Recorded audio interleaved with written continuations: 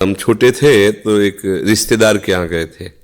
गर्मियों की छुट्टी में बच्चे जाते हैं ना अपने संबंधियों के यहाँ, 1 महीना की छुट्टी होती है तो वही घूमने का अवसर मिलता है, तो परिवार के सदस्य जन छूट दे देते हैं, बहन के यहाँ, मौसी के यहाँ, मामा के, ऐसे।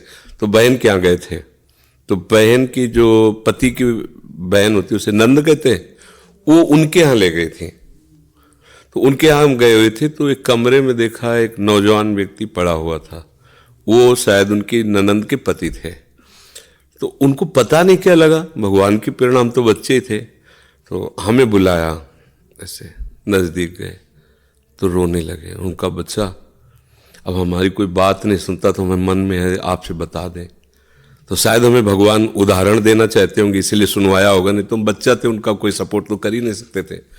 उनका बच्चा है, जो बिल्डिंग देख रहे हो ना, ये मेरी बनवाई हुई है, वो मेरी पत्नी है, और वो टाकीज के सामने मेरी चाय समोसा पान इसकी दुकान थी, और मैं सुबह से शाम तक मेहनत करता।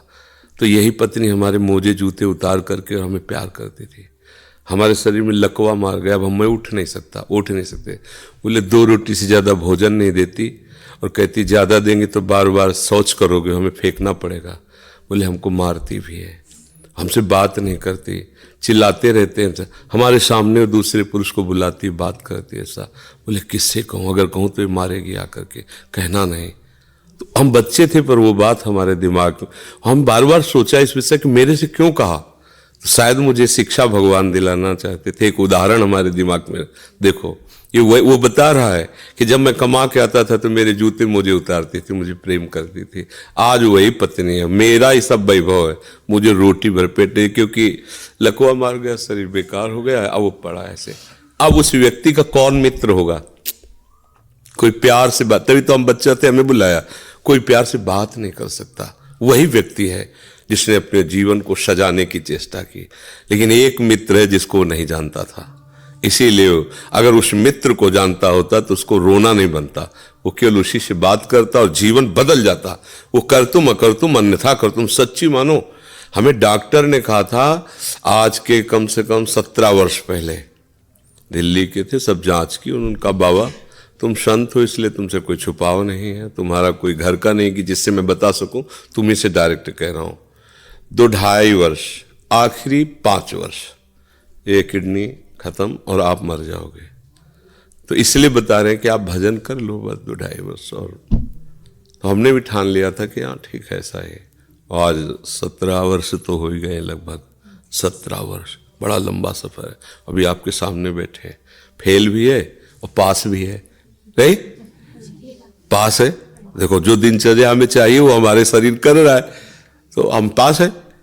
और फेल इसलिए कि संसार की दृष्टि से वो किडनी फेल है। अगर भगवान का भरोसा ना होता तो सोचो आज हम कितने परेशान होते, शरीर को लेकर, पैसे को लेकर, कितना खर्चा, कैसी दवाइयाँ, कहाँ से डॉक्टर कहाँ लाते, क्या कुछ नहीं करना होता। वो अपने आप डॉक्टर रो करके कहते कि मेरी सेवा मत छीनना, बैठे हैं हजारों कोस दूर और रोज संपर्क, महाराज जी की क्या इस समय स्थिति है, अच्छा ये दवा दे देना, अच्छा आप ऐसा कर दे।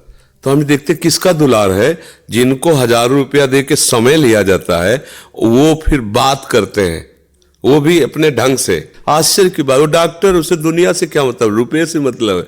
लेकिन श्री जी, ये है प्रभु का प्रताप, हर व्यवस्था कैसी तुम्हें बताया। जब हम उनकी तरफ देखते हैं तो हजारों हाथों से दुलार करते नजर आ रहे हैं, हजारों हाथों से प्यार करते नजर आ रहे हैं। ये कैसे चलता है? अब हमें कुछ किसी से मांगना नहीं, किसी से कुछ कहला नहीं, अपने आप सब व्यवस्था होती। ये हमारी नहीं, भगवद आश्रय होने की बात है। अगर भगवद आश्रित नहीं हो तो वो अमल पत्नी होती, बच्चे होते, किसी के काम की तरह नहीं गए थे, तो क्या कहते, तेरे दिन इसे 4-5 हजार रुपये डायलिसिस के लिए चाहिए, दवाइयाँ चाहिए, भगवान उठा लो, ऐसे कह, पूछ लो भगवान इनको, वो कहती इनको पूछ लो। संसार का खेल है ऐसा।